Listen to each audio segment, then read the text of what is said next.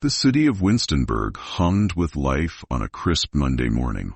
The courthouse, a towering structure of glass and steel, buzzed with anticipation. Today's case wasn't just another trial, it was the talk of the town. At its center stood Mason Grant, a self-proclaimed sovereign citizen with an air of entitlement that could suffocate the room. From the moment he entered the courtroom, Mason exuded defiance. He carried a mismatched stack of papers under his arm, tossing them onto the defense table with a deliberate thud. His piercing eyes scanned the room, daring anyone to challenge him. At the bench sat Judge Eleanor Hayes, a seasoned woman in her late 50s, with a calm but commanding presence. Her reputation for fairness and unshakable resolve preceded her.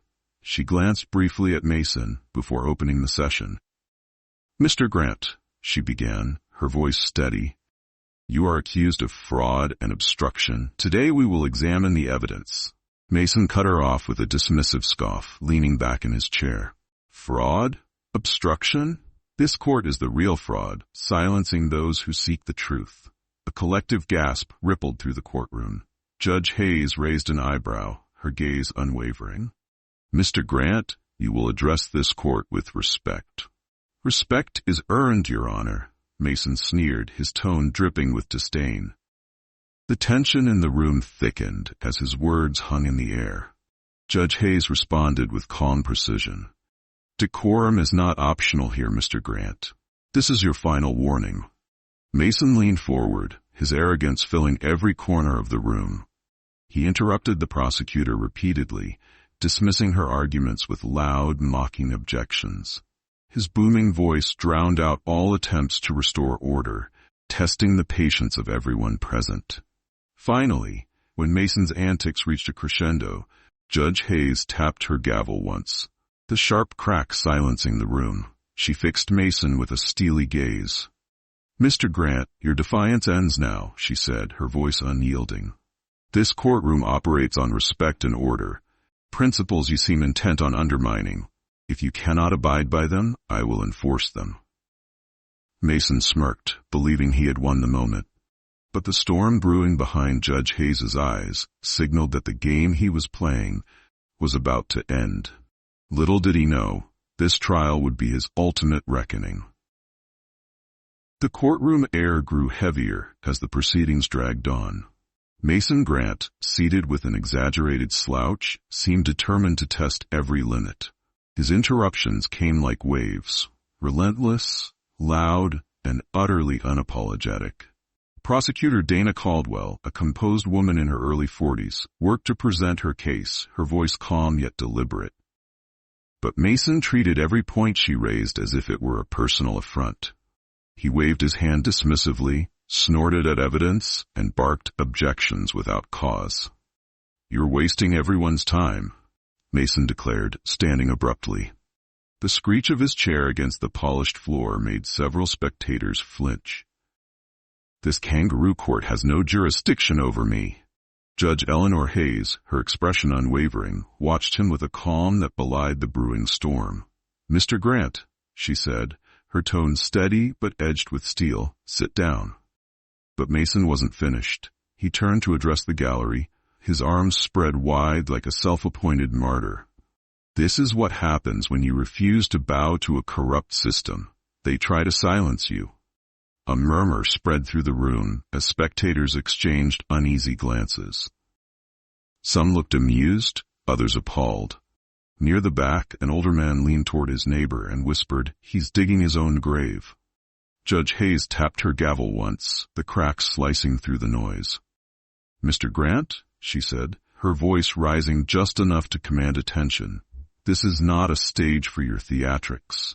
This is a courtroom, a place of law, order, and justice. Sit down, or I will hold you in contempt." Mason smirked, leaning forward on the defense table, his confidence unshaken.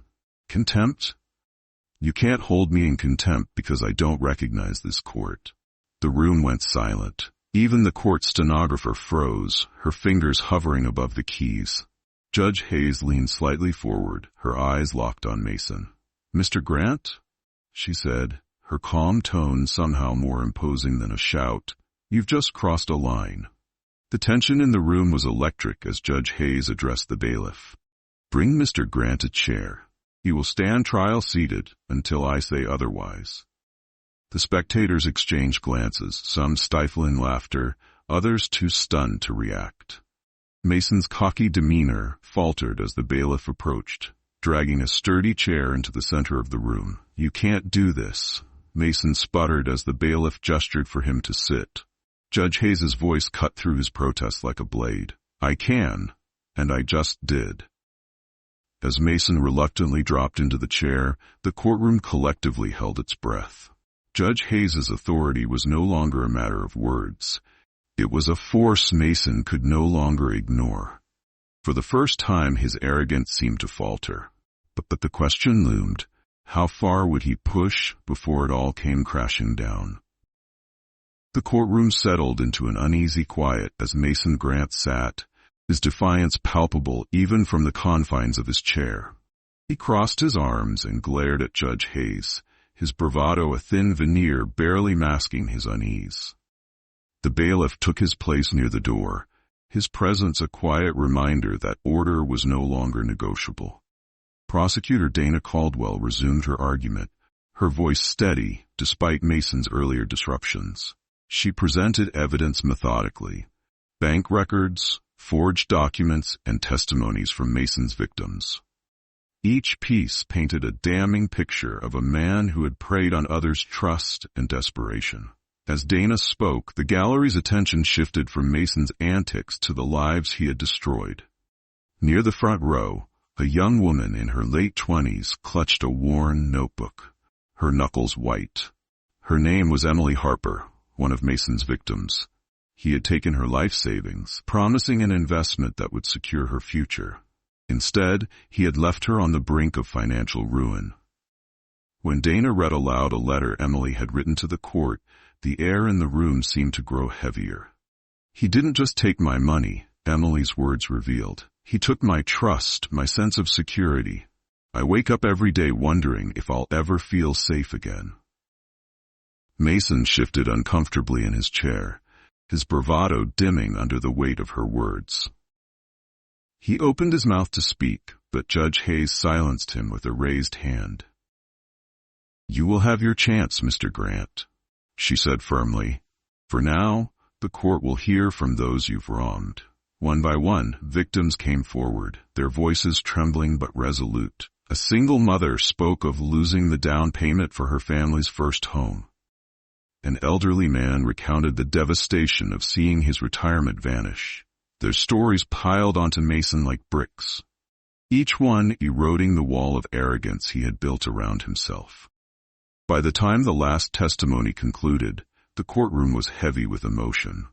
Judge Hayes leaned forward, her expression unreadable. Mr. Grant, she began, her voice measured, you have heard the harm your actions have caused. Do you have anything to say in your defense? Mason hesitated, his usual confidence wavering. For a moment, it seemed as if he might apologize, but then he smirked.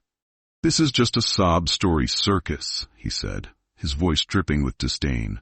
I didn't force anyone to trust me. They made their own choices.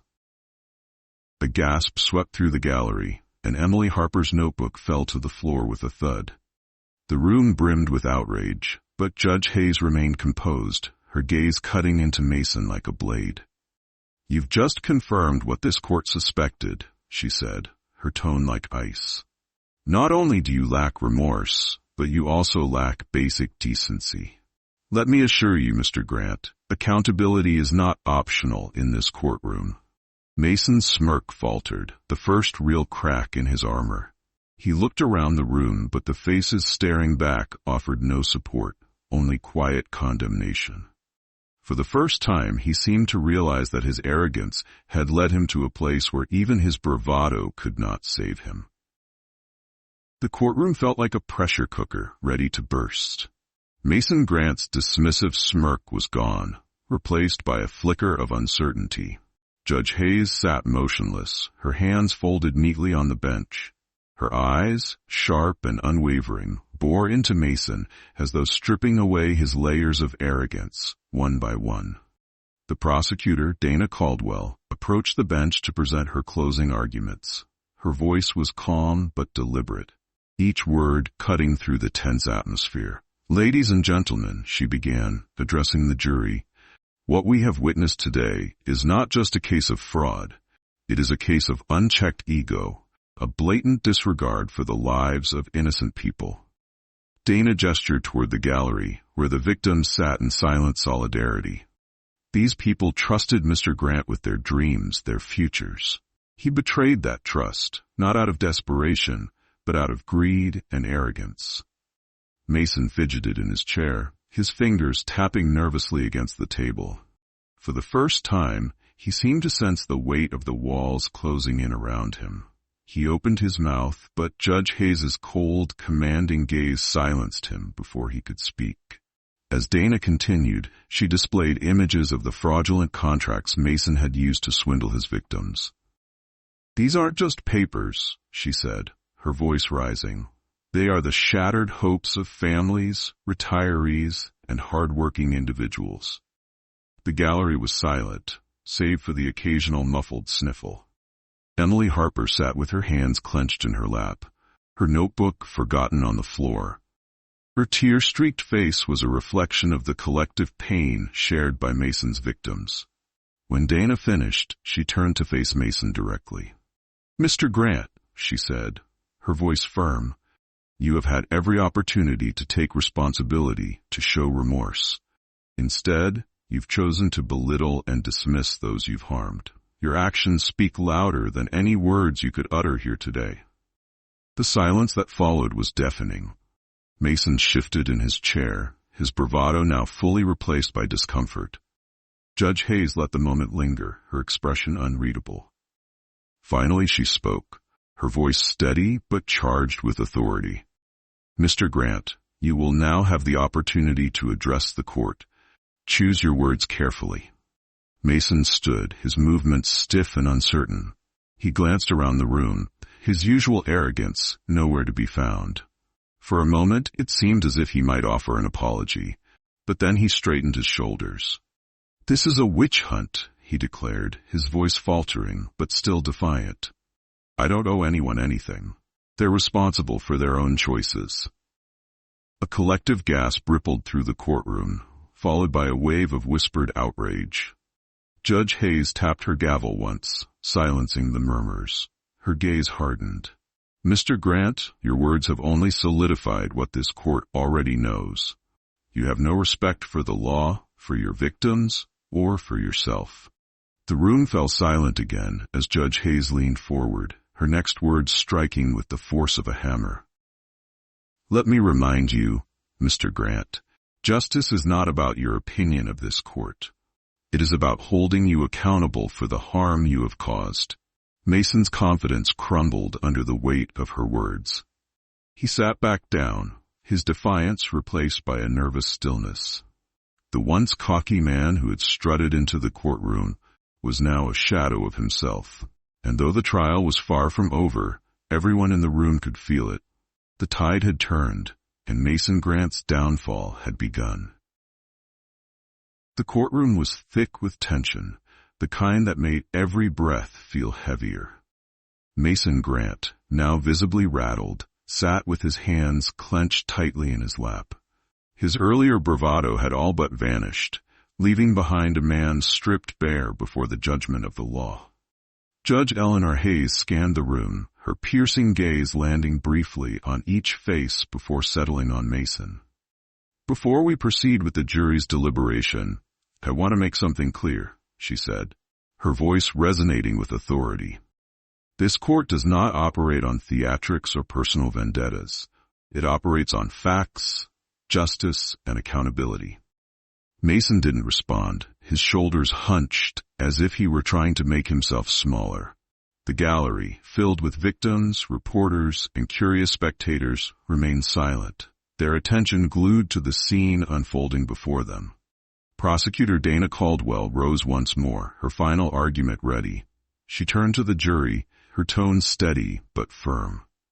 "You've heard the evidence. You've seen the impact. Mason Grant used deceit as a weapon, robbing people not just of their money but of their faith in fairness and honesty. She gestured toward Emily Harper and the other victims seated behind her. These individuals placed their trust in Mr. Grant, and he used that trust to enrich himself at their expense. Your role here is not just to determine guilt, it is to send a message that no one is above the law. The jury sat motionless, their expressions solemn. Dana took a deep breath, her voice softening. Remember the stories you've heard today. Remember the faces of those who have suffered. And remember that justice, though not always swift, is always necessary. When she finished, she sat down, her job complete. The courtroom held its breath as Judge Hayes addressed the jury. You have the evidence, Judge Hayes said, her tone neutral but commanding. Take the time you need to deliberate. Justice is not a race, but a careful, deliberate process. The jury rose and exited the room, leaving behind an air of anticipation. For the next hour, the courtroom buzzed with hushed whispers, the gallery's conversations punctuated by occasional glances at Mason, who now stared blankly at the table in front of him. Finally, the jury returned. The foreman stood, holding the verdict in his trembling hands. Judge Hayes nodded for him to speak. We, the jury, find the defendant, Mason Grant, guilty on all charges. A wave of relief washed over the victims, some letting out quiet sobs while others closed their eyes as if in silent prayer. Emily Harper pressed her hands to her face, tears streaming down her cheeks. Mason, meanwhile, slumped in his chair, his face pale. The reality of his fate seemed to hit him all at once, and for a brief moment his arrogance crumbled completely. Judge Hayes straightened her posture, her voice steady as she spoke. Mr. Grant, the jury has found you guilty. In due course, this court will issue your sentence. Let it be known that justice, though delayed for your victims, has now been served. The gavel struck, its sharp crack sealing the moment. The courtroom erupted, not in cheers but in a quiet, collective exhale. Justice had been delivered, and for the first time, Mason Grant could no longer deny the power of the law he had spent his life mocking. As the bailiff approached to escort Mason away, he glanced toward the gallery, where Emily Harper sat. For a moment their eyes met, but there was no forgiveness in her gaze, only quiet resolve. Mason looked away, the weight of his actions finally beginning to settle on his shoulders. The room began to empty, but the echoes of what had transpired lingered. It was a turning point, not just for Mason Grant, but for everyone who had witnessed the triumph of accountability over arrogance. As the gavel's echo faded, Mason Grant was led out of the courtroom, his footsteps dragging as though each step carried the weight of his crimes. His usual swagger had been replaced by a defeated slouch, and for the first time, he looked like a man truly realizing the enormity of what he had done. In the gallery, the victims began to gather their belongings, their faces reflecting a mix of relief and lingering pain. Emily Harper remained seated, her hands trembling as she clutched her fallen notebook. Tears still streaked her face, but there was a glimmer of something else in her expression. Closure. Judge Eleanor Hayes remained on the bench, watching the room gradually empty. Her presence was as composed as ever, but there was a subtle weariness in her eyes. She tapped her gavel lightly one final time and rose, disappearing into her chambers as the bailiff cleared the room. Outside the courthouse, the crowd of reporters and onlookers had swelled. Cameras flashed, microphones thrust forward as people clamored for reactions. Some victims paused to speak, their voices filled with both relief and a quiet determination to move forward. Emily Harper hesitated at the courthouse steps. The crisp afternoon air was a stark contrast to the suffocating tension inside. A reporter approached her, notebook in hand. "Miss Harper," he began gently, "do you feel justice was served today?" She looked at him for a moment, her lips pressing into a thin line. "Justice," she said softly, "isn't about undoing the damage. It's about making sure no one else suffers the same." She paused, her gaze drifting toward the horizon. I think today was a step toward that. Further down the steps, Mason was being escorted into a waiting vehicle. His shackled hands hung at his sides, his once cocky demeanor replaced by a blank, hollow stare. A few reporters shouted questions, but he ignored them. His head bowed. Inside the courthouse, Judge Hayes sat alone in her chambers, staring out the window. The weight of the case lingered in her mind, not as a triumph, but as a reminder of the fragility of trust and the importance of justice. She thought of the victims, of their pain and resilience. She thought of Mason Grant, his arrogance now shattered, and wondered if he would ever truly understand the harm he had caused. Across the city, news of the verdict spread quickly. Social media lit up with debates, some praising Judge Hayes for her poise and fairness, others questioning the severity of the punishment. For the victims, however, the verdict marked the beginning of a new chapter. It wouldn't erase their losses, but it gave them the strength to rebuild. That evening, Emily returned to her small apartment. She set her notebook on the kitchen table and stared at it for a long time. Slowly, she opened it and began writing. The words came hesitantly at first, then with growing confidence. It wasn't just a journal entry. It was a letter to herself. A promise that she would rise above what had happened and reclaim her life. Miles away, in the dim confines of a holding cell, Mason Grant sat alone. The bravado that had defined him for so long was gone, replaced by silence. He stared at the cold gray walls, the reality of his future sinking in.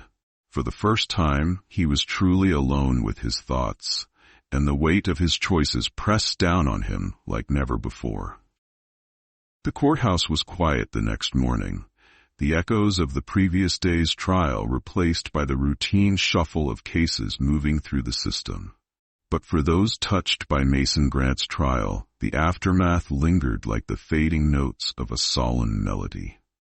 Emily Harper sat in a small cafe near her apartment, her notebook open before her. She sipped her coffee slowly, the steam curling into the crisp air.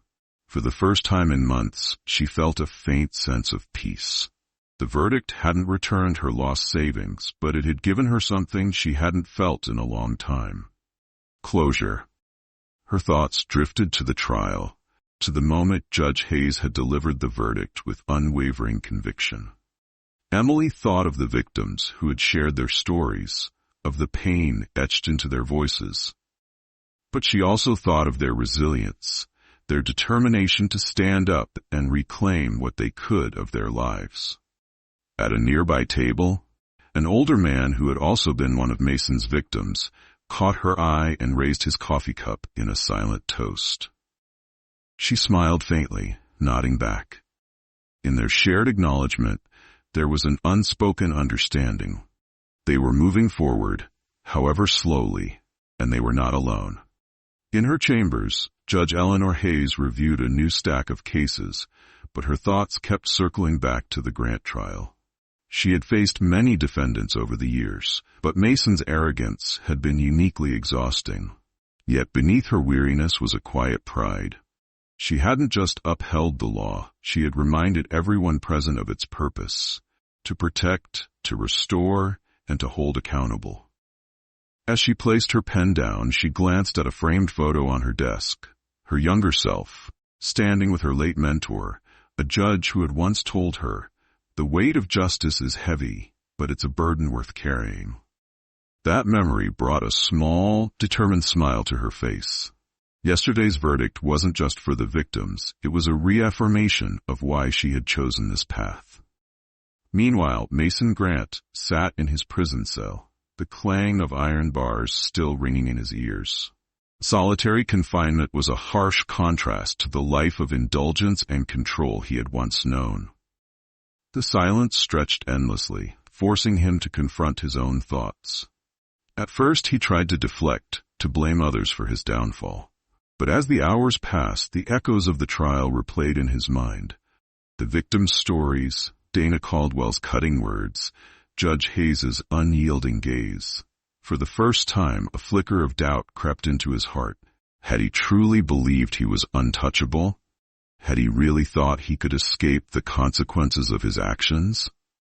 The walls of the cell offered no answers, only the relentless reflection of his own guilt. Mason Grant wasn't ready to admit it yet, but the seeds of change had been planted in the silence of his isolation. As the weeks turned into months, the trial became a distant memory for many, but its lessons lingered in unexpected ways. For Emily Harper, it was a reminder of her own strength. She began volunteering at a financial literacy program, sharing her story to help others avoid falling victim to schemes like Mason's. Her vulnerability became her power, and her life slowly began to rebuild. Judge Hayes continued her work, each case a new challenge, but the Grant trial remained a touchstone. It reminded her of the importance of balance, of justice tempered with humanity. She carried that reminder with her, a quiet anchor in the tumult of her work. And Mason Grant, the man who once believed he was untouchable, began to change in small, imperceptible ways. Solitude had a way of breaking down the strongest egos, and though it was far too soon to say whether he would ever truly reform, the cracks in his armor had deepened. The courthouse stood as it always had, a symbol of justice in a city bustling with life. But for those who had witnessed Mason Grant's trial, it was more than a building. It was a place where arrogance met its match, where victims found a voice, and where the law reminded everyone that no one was above accountability. In the end, it wasn't just a story of a man brought low by his own hubris. It was a story of resilience, of strength, and of the quiet, unwavering force of justice. For Emily Harper, for Judge Hayes, and for everyone touched by the trial, the lessons endured. Respect isn't optional, accountability is essential, and even in the face of arrogance, dignity and truth will always prevail. Don't forget to hit like and subscribe so you won't miss any of our latest videos. If you have any questions or comments, feel free to leave them below. Thank you all for taking the time to watch, and see you in the next video.